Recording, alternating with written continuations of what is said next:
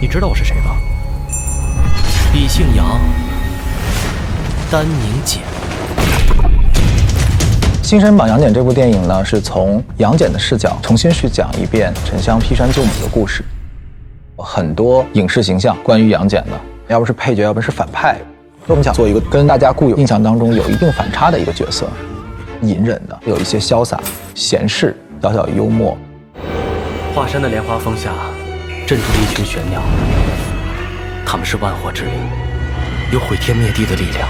你不该将我母亲压在莲花峰下！沉香，快追！发天下地！这个片子在19年《白蛇》上映之后，我们就开始做准备，做哪一个英雄人物，杨戬这个角色就首先跳了出来。深入了解杨戬的原来的神话故事的时候，发现，哎，原来杨戬也曾经劈山救母。我就很好奇，他为什么要阻止自己的外甥？会不会有什么特殊的隐情？那我们能不能去把这些疑问去补足，有一点点这种悬疑探案元素在里边。沉香，你要去找宝莲灯？关你什么事？有些事还是不要知道为好。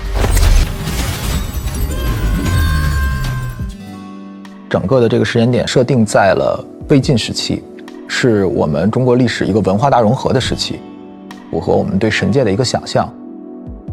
那这次我就势敌非友。其实申公豹这个角色，我们的参考是《竹林七贤》里的刘伶，天地一朝，万朝须臾，其实就是他的诗句。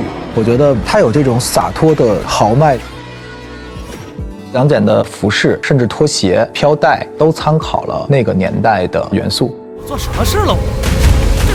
你与沉香同谋，欺师灭祖，戕害同门的事。建筑其实我们也做了非常多的考察。瀛洲是在我们去了敦煌之后才产生的一个叫月牙泉的一个景点，非常美。沙漠当中有那么一个绿洲，绿洲里面有一个寺院，看到了敦煌壁画里面那些美轮美奂的飞天壁画，有了飞天的那段戏，不需要有人去弹，这些乐器就可以自己在天上去奏响，像是神仙在天上开宴会的样子，其实都给了我们灵感。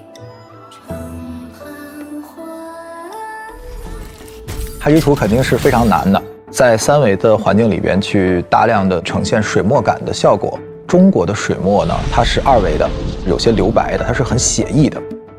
而3维的东西，它的制作逻辑是不断的增加材质、增加渲染，这两个东西在本质上是矛盾的，一个是简，一个是繁，一个是实，一个是虚。当我们换了一个机位，我们就需要重新去画这个角度的关系，工作量是几何倍增长的，真的是死磕。万物总要循环，玄鸟终得飞起，沉得住吗？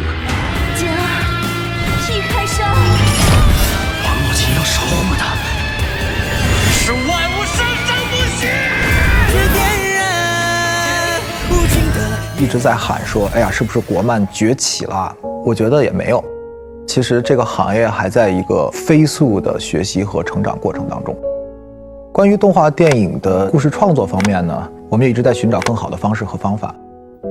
目前在这块的人才也是有很大的需求的，蛮欠缺的。什么是中国的自己的创作？不一定有这些中国古风元素、音乐元素才能叫中国风。我觉得这个东西是在整个片子的气质内核中去表达出来的。无论是大圣、哪吒、杨戬，它是我们从小潜移默化在我们血液里的这一代人的共鸣。我们换了一种方式把它呈现出来。